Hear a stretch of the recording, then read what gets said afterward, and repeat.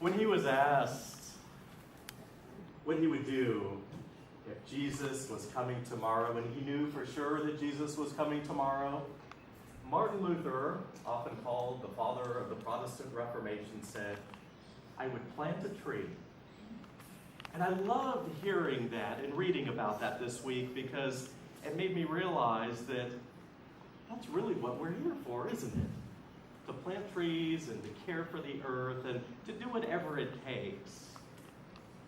As I was considering today's theme and our scripture lesson, I recalled the second chapter of Genesis. And in Genesis 2, we have this amazing story where God created the earth and then heaven, and then God created out of the ground this man and breathed life into him so that the man became alive. And it was interesting as I was reading through this week that the Hebrew word for man is Adam, where we get obviously the name Adam. And the Hebrew word for earth is Adamah. So out of Adamah came Adam. And God breathed into the nostrils of this little piece of earth life. And so, quite literally, what Genesis chapter 2 is saying is God took a little bit of earth and breathed life into this little earth clod, and it became a human being. And then, in Genesis 2, we're told that there's two reasons why God did this and placed this little living earth clod in a garden. Number one, to care for the garden. And number two, to eat from the garden and find sustenance from it, to survive because of the garden. It's a mutual relationship in Genesis chapter 2 where the garden depends on the man and the man depends on the garden. And in the Christian tradition, the Judeo-Christian tradition actually, what we have actually done is made this man, this Adam or Adam, the symbol for humanity. And the Garden of Eden, the symbol for the earth, the entire created order. And the same purpose hasn't changed at all. We are on this earth to care for it. And the earth is here for us to survive. And it was never intended as an either-or relationship, but a both-and. It's not, are we going to care for the earth or are we going to survive?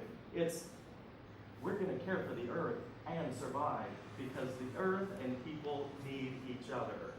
And as I was reading National Geographic this week, it became apparent to me that we're not doing a very good job at it, and we need to do much better. Much, much better. Because if we don't start taking much better care of the earth, we're not going to survive much longer. As I was reading our psalm today, Psalm 104, I was imagining what it would be like to be the psalmist back in Israel when it was written, and what it was like as he was looking around and observing all of creation around him. And it occurred to me that he must have had just a great deal of respect for the earth, and also from that must have known that he just had to take good care of the earth all around him. Allow me to read just a small portion of what Rosemary read for us a little while ago. The Lord wraps himself in light as with a garment, stretches out the heavens like a tent. He set the earth on its foundations. It can never be moved. He makes springs, pour water into the ravines. It flows between the mountains. They give water to all the beasts of the field. Wild donkeys quench their thirst. The birds of the sky nest by the waters. They sing among the branches. He waters the mountains from the upper chambers. The land is satisfied by the fruit of his work. So I was rereading this yesterday, And I was imagining what these words would be like if that same psalmist was here on the south shore of Kauai. What he might say in kind of the same way, but observing our environment. And so I kind of just decided I'm going to write my own psalm for Earth Day yesterday and share it with you today. So this is my psalm, much of the same fashion as the psalmist wrote Psalm 104, but taken from the perspective of those of us who live on the south shore of Kauai. By the way, a psalm is simply a poem, or a song, or words to a song, and feel free to imagine music in your mind as you're listening to these words. God announces the day with light as the sun rises over Haupu, splashing the colors of the rainbow against the distant mist of Waialeale, where water falls from its height every day. Long before the first human, God set this majestic land on its foundation, far under the surface of the mysterious water, causing liquid rock to flow upward from the center of the earth to form this island we call home. Our Creator caused the rain to flow freely onto the mountains so that fresh and clear water flowed downward through the streams called Lawai, Waikomo, Waiopili. They provide fresh drinking water for plants and animals alike, watering the vibrant flowers of our land, Ilima and Kokio, the shrubs and the trees too, Maiapilo and Nayo. All of the birds of this island drink from these waters. They sing among the branches, the Nene, Apapane, Iibi, and Elipayo, coloring the skies as they dart overhead. The abundant waters of our streams bring life and resurrection to our land over and over again, for it is the water that creates this beauty and sustains all the life that is on this island. The rain nourishes the plants for the animals to eat and for people to cultivate, making this a place of beauty, wonder, and abundance. At Kukui'ula, Ko'ipu, and Mahaulepu, the coastal waters are teeming with life, colorful varieties of sea creatures that sustain our people and fill us with wonder. Ono and Opakapaka, Kihikihi and Manini. How good is all our creation. How good and beautiful. All the earth is full of your goodness. Land, sky, and waters sing your praises. And we, your people, worship you with humility and gratitude.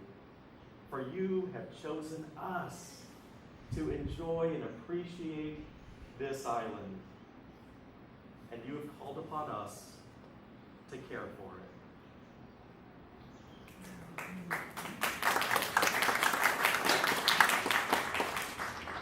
The biblical scholar N.T. Wright, not very long ago, wrote an essay called Jesus is Coming, Plant a Tree. He obviously got that from Martin Luther. And in this essay, he writes there is something dreadfully wrong with our world today as we observe it. And he says that in the essay that one of the greatest tragedies that has happened recently is some of us, our Christian perspective on the earth. And he said, in what's wrong with this perspective is that we see the earth as something completely separated from heaven, and we see God up in heaven, and we see us down on the earth, and we see the heaven as eternal and good, and we see the earth as temporary and not so good. And because of that, we don't take very good care of the earth.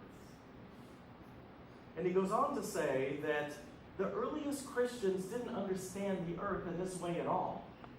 In fact, he says, in the resurrection of Jesus, God did something spectacular for the world in helping us to see that heaven came to us because God is with us and God continues to come to us over and over and over and over again. And the The earliest Christians didn't think about God way up there in heaven where it's all good and everything's great and focused on going home someday, but said, this is our home today and God has come to our home and God wants us to take care of it, so we better take care of this earth. So N.T. Wright gets into it by saying, because of Jesus, we have a new way of seeing the world. We see the world not as a bad thing because it's temporary and it's not heaven, but we see the earth as a very, very good thing, just like Genesis tells us that God created it and He created it all good. We are here on this earth to enjoy it. We are here on this earth to get sustenance from it. But we are also here on this earth to care for it because you know what? This is God's home too. And out of appreciation for all the beauty and the wonder that God has given us in nature and all around us, our job, our most important job, is to care for it. And as I was reading this entire essay, it occurred to me that if I knew that Jesus was coming tomorrow, for sure, I think I too would go out and plant a tree today. In fact, I think I'd probably plant a bunch of them and maybe even write another psalm. God is not just in some faraway place where the angels are. God is here among us, in the soil and in the dirt, in our lives, in everything about us, within us, and around us.